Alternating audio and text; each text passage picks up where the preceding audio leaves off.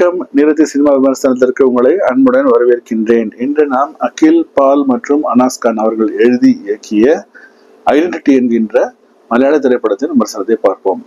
முக்கியமான கதாபாத்திரத்தில் நடித்தவர்கள் டொவினோ தாமஸ், த்ரிஷா, வினய், அஜு வர்கீஸ் மற்றும் மந்த்ரா பேடி போன்ற பலர். இந்த படத்தோடைய கதையை ஒரு சுருக்கமான கதை பார்ப்போங்க. என்னவென்றால், ஒரு கொலை நடக்குது. அந்த கொலையை பார்த்த சாட்சி இருக்காங்க.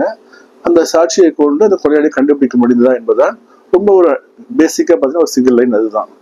அதுல பல சிக்கல்கள் இருக்கின்றன. அதை நாம் சற்று விரிவாக இந்த கதையில் பார்ப்போம். முதலில் ஒரு துணிக்கடையெல்லாம் ட்ரையல் ரூம்ல சீக்கிரட்டா கேமரா மறைச்சு வச்சு எடுப்பாங்க இல்லைங்களா?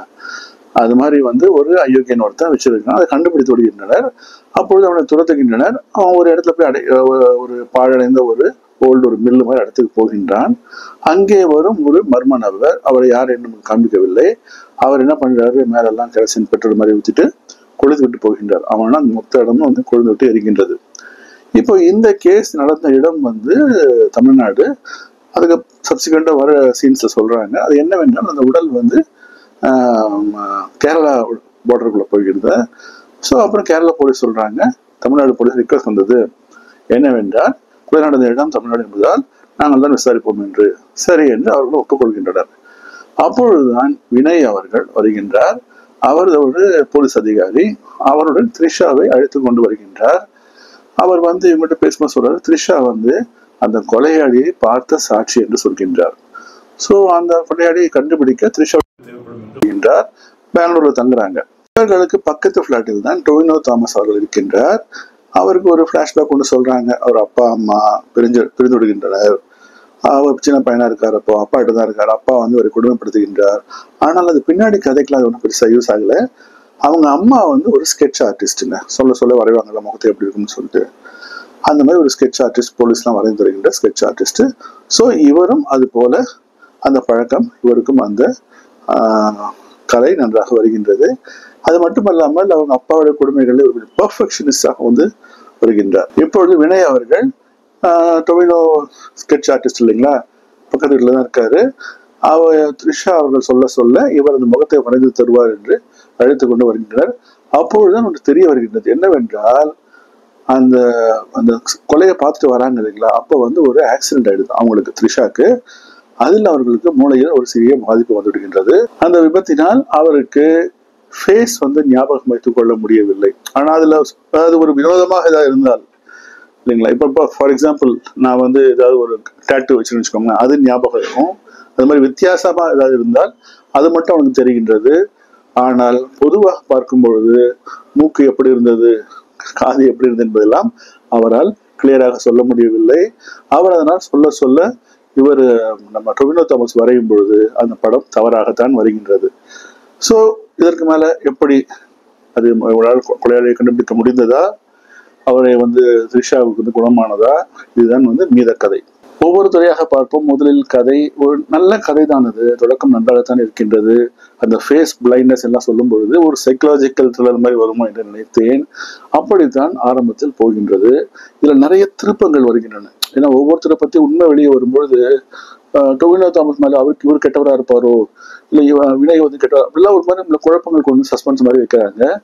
இது எல்லாமே பார்த்துருவோம் என்றால் முதல் பாதி வரைதான், அதாவது இன்டர்வல் வரைக்கும் தாங்க. இன்டர்வலுக்கு அப்புறமாக நமக்கு எல்லா விஷயம் கிட்டத்தட்ட தெரிந்து விடுகின்றது. முழுவதுமாக ஒரு ஆக்ஷன் ஓரியன்ட் படமாக வைத்திருக்கின்றனர். அது ஃபுல் அண்ட் ஃபுல் ஒரு இங்கிலீஷ் படம் மாதிரி வைக்கிறாங்கன்னு வச்சுக்கோங்க. அப்படி வச்சிடறாங்க. திரைக்கதை முதல் பாதி நன்றாக இருக்கின்றது, ரசிக்கும்படியாக இருக்கின்றது. இரண்டாவது பாதி சொன்னது போல் ஃபுல் அண்ட் ஃபுல் ஆக்ஷன். அடுத்ததாக நடிப்புக்கு வருவோம். நடிப்பு டொவினோ தாமஸ் நல்ல நடிகர், பிடிக்கும், அதுதான் நான் பார்த்தேன். ஆனால் அவருக்கு எதில் பெரிதாக ஒன்றும் நடிப்பை என்றும் இல்லை. அது ஆக்ஷன் தானே இல்லை. த்ரிஷா இது ஒரு சைக்கலாஜிக்கல் த்ரில்லர் படம் மாதிரி தான் இருக்கு இல்லைங்களா. ஃபேஸ் ஞாபகம் இருக்காது என்று சொல்லும் பொழுது, அதை பத்தி கேட்கும் பொழுது இல்லை அவர் ஞாபகப்படுத்தும் போது நிறைய உணர்ச்சிகளை அவர் காண்பித்திருக்கலாம். அப்படிலாம் ஒன்றுமே இல்லை. த்ரிஷாவுடைய நடிப்பு ரொம்ப ரொம்ப சுமார். சொல்லப்போன திரைப்படத்துல அதிகமான காட்சிகளை நன்றாக உபயோகித்திருப்பவர் வினய் தான். அவர் தான் இந்த படத்துக்கு ஹீரோ போல இருக்கின்றார். மற்றபடி மற்ற யாரும் ஒன்றும் பெரிதாக ஒன்றும் ஜொலிக்கவில்லை. இசை பாத்தீங்கன்னா ஆஸ் யூஷுவல் சண்டை காட்சிகள்லாம் வரும்பொழுது டமால் டிமில் தான். ஒரு சொல் நம்ம காதில் கேட்கல. கடைசியாக நாம் டைரக்ஷன் வருவோம். டைரக்ஷன் வரும்பொழுது இவர்கள் என்ன படம் எடுக்க ஆரம்பித்தார்கள் என்று எனக்கு புரியவில்லை. ஏனென்றால் இந்த ஃபேஸ் பிளைண்ட்னஸ் இருக்கிற ஒரு சாட்சி எப்படி அவங்க அதை கண்டுபிடிப்பாங்க அப்படிங்கிற அந்த மாதிரி ஒரு சைக்கலாஜிக்கல் த்ரில்லர் அதுல ஆரம்பித்தார்களா அல்லது முழுவதுமாக ஒரு ஆக்ஷன் ஓரியன்டாக ஆரம்பித்தார்களா என்று தெரியவில்லை. அதுல ஒரு செகண்ட் ஹாஃப்ல ரொம்ப திணறிவிட்டதாக தோன்றுகிறது. முதல் பகுதி நன்றாக வந்தாலும் இரண்டாவது பகுதியை கொண்டு போகும் பொழுது அந்த ஒரு குழப்பத்தில் அவர்கள் போய்விட்டு நம்மையும் குழப்பத்தில் கொண்டு போயிடுறாங்க. இது ஒரு ஃபுல்லி ஆக்ஷன் ஓரியன்ட் படமாக தான் சொல்ல வேண்டும். அதனால் இது ஒரு டிபிக்கல் மலையாள படம் என்று நான் சொல்ல முடியாது. திரைப்படத்தை பார்க்கலாமா வேண்டாமா என்கின்ற நமது கேள்விக்கு வருவோம். ஆக்ஷன் மூவி ஒன்றும் பெரிய கதை திரைக்கதைனா ஒன்றும் பெரிதாக இல்லை. முதல் பாதி நன்றாக இருக்கின்றது. அது வரைக்கும் இப்ப பார்க்க வெளியே வர முடியுமா என்ன?